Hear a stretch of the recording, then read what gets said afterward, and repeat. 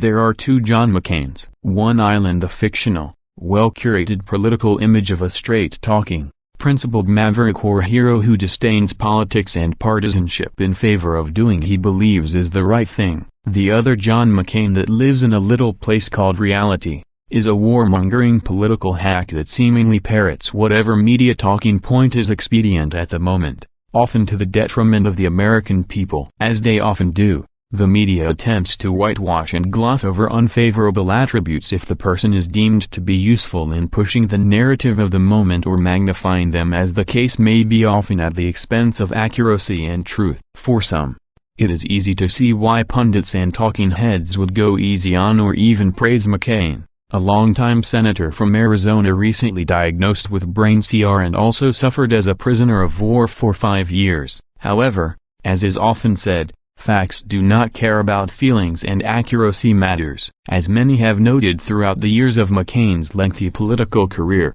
it has been marked by jarring flip-flops and malleable principles. He was opposed to former President George W. Bush's NSA wiretap program before he supported it. He defended the estate tax before he harshly criticized it. He vaguely opposed torture but undermined legislative efforts to stop it. He claimed opposition to the current head of the CIA, Gina Haspel, during the nomination process, yet supported the former head of the CIA, John Brennan, for the exact same policies. He embraced Social Security privatization before saying otherwise. Twice. Some simply say that positions evolve over time, and while that is true, most career politicians do not carefully craft an image based on being principled and honest merely to shift like the sand with regards to the cause of the moment in a seemingly arbitrary fashion. In the age of President Donald Trump and the current media outrage of the moment, the U.S.-Russia summit in Helsinki, McCain offered scathing commentary calling it a tragic mistake and faulted President Trump for naivete and egotism in meeting with Russian President Vladimir Putin. Yet it is important to note McCain's past history of warmongering and pandering to popular political opinion in an age when it seems many of the Washington political despots of both parties seem to be very willing,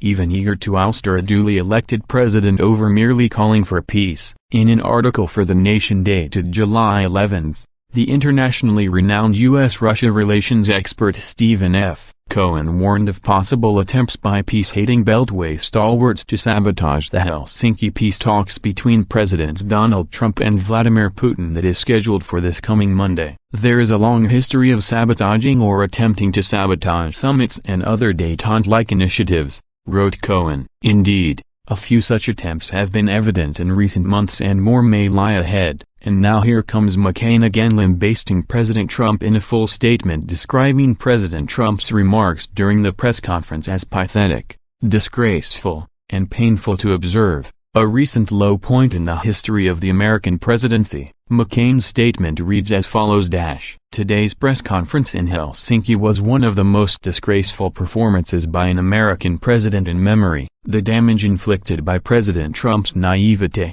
egotism, false equivalence, and sympathy for autocrats is difficult to calculate, but it is clear that the summit in Helsinki was a tragic mistake. President Trump proved not only unable but unwilling to stand up to Putin. He and Putin seemed to be speaking from the same script, as the president made a conscious choice to defend a tyrant against the fair questions of a free press and to grant Putin an uncontested platform to spew propaganda and lies to the world. It is tempting to describe the press conference as a pathetic rout, as an illustration of the perils of under-preparation and inexperience. But these were not the errant tweets of a novice politician. These were the deliberate choices of a president who seems determined to realize his delusions of a warm relationship with Putin's regime without any regard for the true nature of his rule, his violent disregard for the sovereignty of his neighbors, his complicity in the slaughter of the Syrian people, his violation of international treaties, and his assault on democratic institutions throughout the world, coming close on the heels of President Trump's bombastic and erratic conduct towards our closest friends and allies in Brussels and Britain. Today's press conference marks a recent low point in the history of the American presidency. That the president was attended in Helsinki by a team of competent and patriotic advisors makes his blunders and capitulations all the more painful and inexplicable. No prior president has ever abased himself more abjectly before a tyrant. Not only did President Trump fail to speak the truth about an adversary,